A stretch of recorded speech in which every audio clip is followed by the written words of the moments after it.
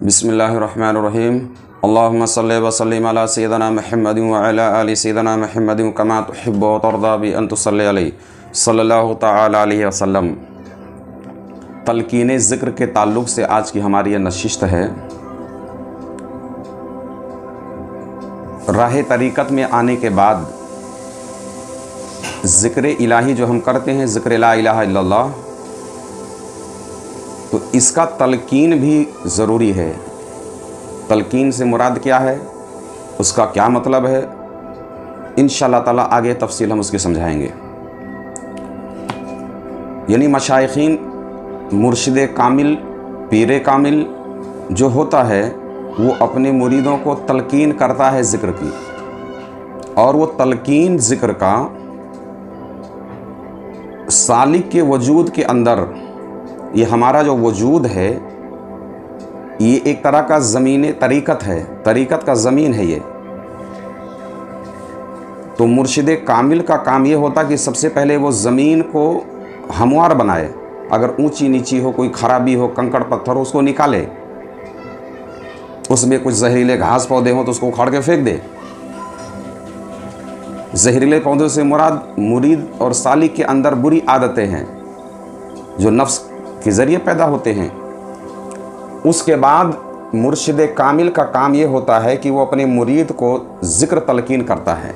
आज खानकाहों से वलायत के जो शाखें हैं वो नहीं फूट रही है, यानी पीर की सोहबत से वली नहीं बन पा रहे हैं। जबकि आप तारीख़ देखो तो हर पीर के दर से, हर पीर के खानकाह से बेशुमार औलिया अल्लाह, बेशुमार मखलूकाने खुदा मंजिल विलायत तक पहुँचे। तो तरबियत का एक मरहला होता है कि वो शुरू से लेके आखिर तक के, यानी तालिब सालिक की वो तरबियत करते हैं। उन तरबियत के हिस्से में तलकीन ज़िक्र का भी एक अहमियत है। सूफिया फरमाते हैं कि तलकीन ज़िक्र ज़मीन में दरख्त का बीज रखने की तरह है। यानी ज़मीन चाहे जितनी खूबसूरत बना लो, चाहे जितनी ज़रखेज़ हो, मगर उसके अंदर किसी दरख्त का अगर बीज नहीं रखोगे तो पौधा कभी नहीं उगेगा। तो तलकीन ज़िक्र का, यानी तलकीन ज़िक्र ज़मीन पर दरख्त का बीज रखने की तरह है। जैसा कि इरशाद रब्बानी है, ज़रबल्लाहि इला आखिरी, इसकी मिसाल कलमे तैयब ला इलाहा इल्लल्लाह। अब मुर्शिद कामिल मुरीद को ला इलाहा इल्लल्लाह का तलकीन करता है, ज़िक्र की तलकीन की तुखमरेज़ी, उसके बीज उसके वजूद में दाखिल करता है। अब जब मुर्शिद कामिल ने तलकीन किया, उसको नसीहत किया, ज़िक्र की, उसके वजूद के अंदर दाखिल किया उसने ज़िक्र को, अब मुरीद का काम यह होता है कि ज़िक्र पर वो हमेशगी करे, ज़िक्र की तकरार करे। जैसे कि पास अनफास है, हम आप लोगों को कराते हैं ला इलाहा इल्लल्लाह, है ना, ये शुगल में आपको मशगूल कर दिया हमने, तो वो उस पर हमेशगी है, उस पर तकरार है। इस ज़िक्र पर हमेशगी इस पौधे को, इस शजर को परवरिश करती है। यानी जैसे जैसे आप ज़िक्र करोगे वैसे वैसे ही इसके असरात आपके वजूद में रासिख होना शुरू हो जाएंगे। अब इस ज़िक्र की जड़ें आपके सर से लेकर के नाखून तक के पूरे वजूद के अंदर फैल जाएंगी।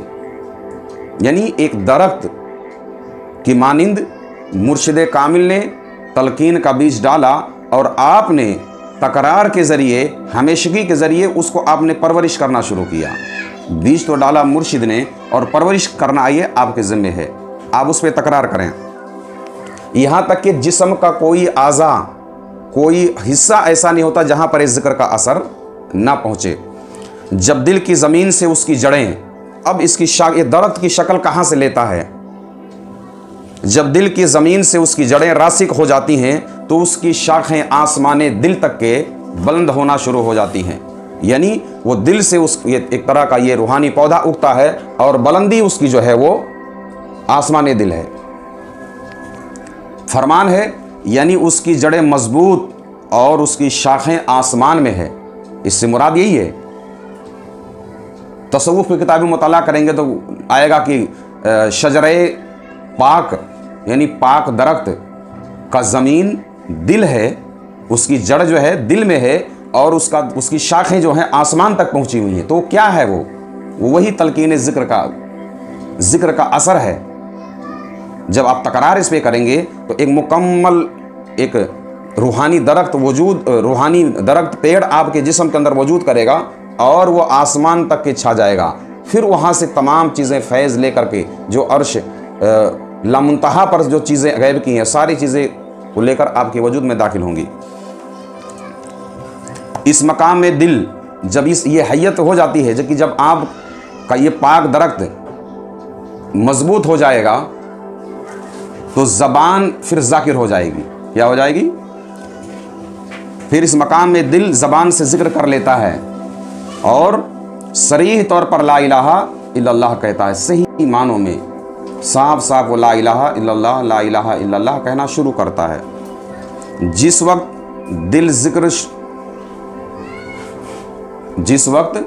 दिल जिक्र शुरू कर दे, यानी लगता कि हमारा दिल अब ला इलाहा इल्लल्लाह बोल रहा है, तो उस वक्त अपनी ज़ुबान को खामोश कर देना चाहिए। जिस वक्त दिल जिक्र करे उस वक्त ज़ुबान से जिक्र को हमको मौकूफ़ कर देना है, ताकि दिल जो है दादे जिक्र दे और ज़ुबान का जिक्र उसकी तशवीश का सबब होगा। कि जब दिल जिक्र करेगा तो ज़ुबान तशवीश में होगी, हैरत में रहेगी, और जब दिल जिक्र बंद कर दे फिर ज़ुबान से जिक्र शुरू करे। दिल और ज़ुबान ये दोनों मद्दे मुकाबिल रहेंगे।